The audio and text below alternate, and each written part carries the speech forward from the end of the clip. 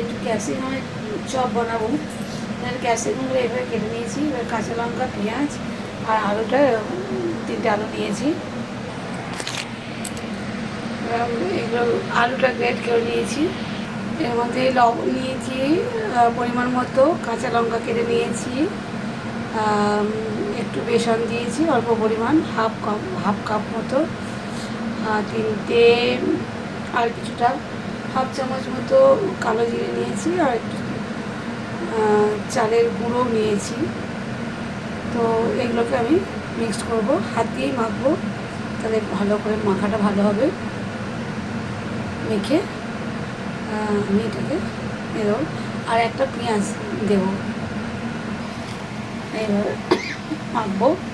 তেলটা একদম গরম হয়ে গেছে, আমি এর উপরে হাত দিয়েই ছাড়বো। এরকম করে হাতে করে নিচ্ছি, একটা করে ছাড়বো।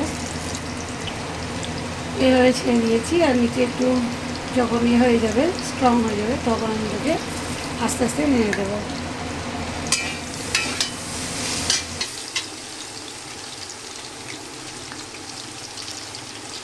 আস্তে আস্তে এরকম করে নেড়ে দিতে থাকবো।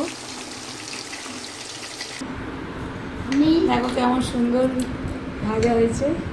এখন জানি না খেতে কেমন হয়েছে, খেতে কেমন হয়েছে জানি না। ম্যাম বলবে খেতে কেমন হয়েছে, প্রথম ট্রাই। খান ম্যাম। আমাকে ছবি তুলো না, আমাকে তুলো না, আমাকে তুলো না, আমার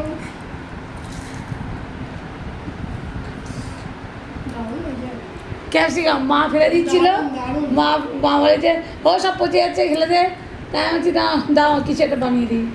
হ্যাঁ ঠিক আছে, থ্যাংক ইউ ম্যাম। তো ভালোই করেছে টেস্টটা। আর বাকি বড়াগুলোও ভেজে নেব, কারণ ফেলে দেওয়ার থেকে কিছু বানিয়ে সবাইকে খুশি করা আমার মনে হয় বেটার মনে হয়।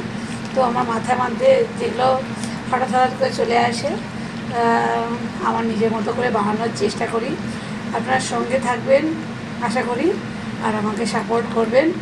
আগামী দিনে এইভাবে আমি আরও নতুন নতুন রেসিপি বানানোর চেষ্টা করব।